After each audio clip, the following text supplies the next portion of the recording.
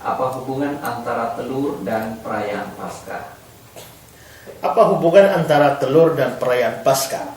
Secara strict, memang sebenarnya tidak ada hubungan langsung antara Paskah dan telur. Kita tidak pernah membaca di dalam Alkitab ada telur yang dihubungkan dengan peristiwa Paskah, ya, tidak ada. Dan karena itu boleh dipastikan bahwa itu hanya semacam tradisi saja, ya. Nah, tetapi bagaimana tradisi ini muncul dan apa maknanya? Nah, ada banyak sumber yang bisa menjelaskan itu, tetapi secara umum dipercaya bahwa tradisi telur Paskah ini itu berasal dari tradisi kesuburan dari kaum Indo-Eropa, di mana telur itu merupakan simbol dari musim semi.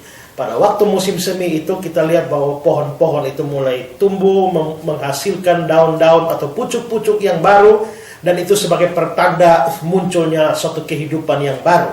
Dan itu lalu disimbolkan dengan telur karena telur itu begitu menetas, itu menghasilkan suatu kehidupan baru. Sehingga dari tradisi itu, maka telur itu dipakai sebagai simbol musim semi.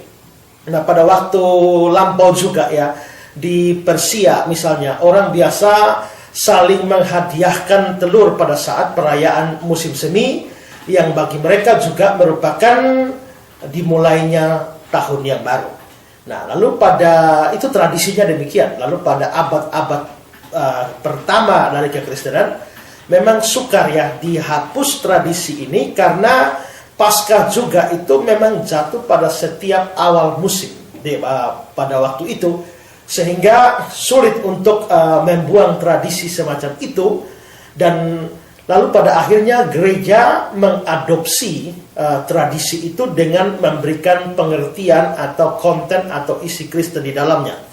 Nah, perayaan musim semi pada waktu itu selalu dirayakan dengan meriah dan juga dengan kegembiraan karena mereka meninggalkan musim dingin. Pada waktu itu tumbuh-tumbuhan mulai tumbuh dan juga bunga-bunga mulai bermekaran, suasana keceriaan seperti itu begitu menyenangkan, sehingga lalu orang-orang pada waktu itu membagi-bagikan hadiah, ya, dan salah satu hadiah yang dibagi-bagikan ini adalah telur. Seperti saya jelaskan tadi maknanya, ya.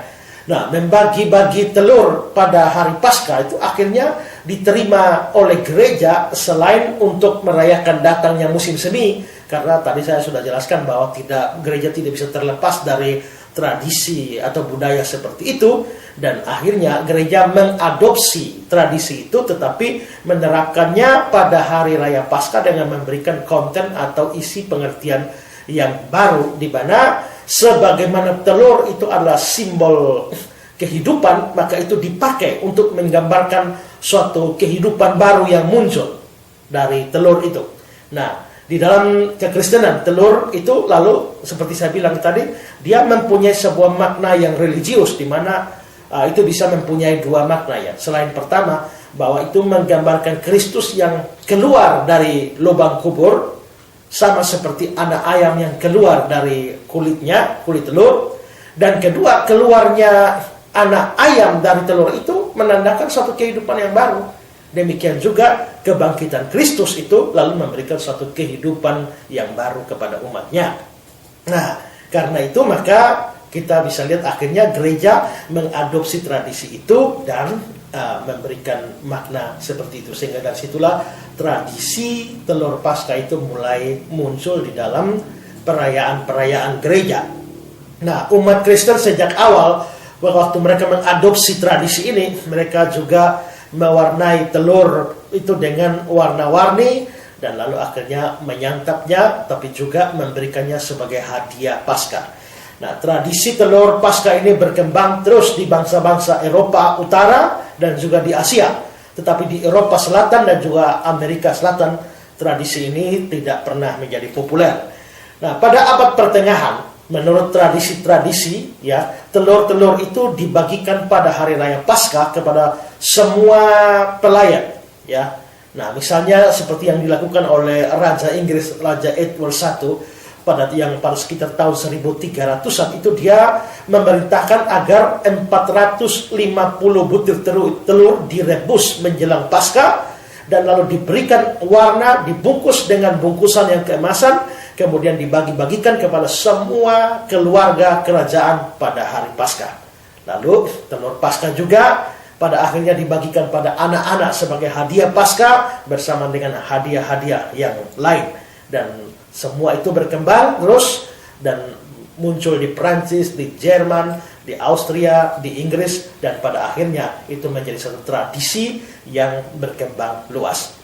Nah, di beberapa daerah seperti di Irlandia, anak-anak biasanya mengumpulkan telur-telur, bukan hanya telur ayam saja, tapi telur angsa atau bebek. Mereka mengumpulkan sepanjang hari-hari sebelum Paskah dan mereka lalu akhirnya mempersiapkannya sebagai hadiah Paskah. Dan orang-orang dewasa juga terlibat di dalamnya. Di Irlandia jumlah telur itu dihadiahkan menurut peribahasa kuno di dalam rakyat Irlandia itu. Mereka misalnya satu telur dikatakan satu telur untuk pria sejati, 2 telur untuk pria terhormat, 3 telur untuk orang miskin, dan 4 telur untuk orang yang termiskin atau pengemis.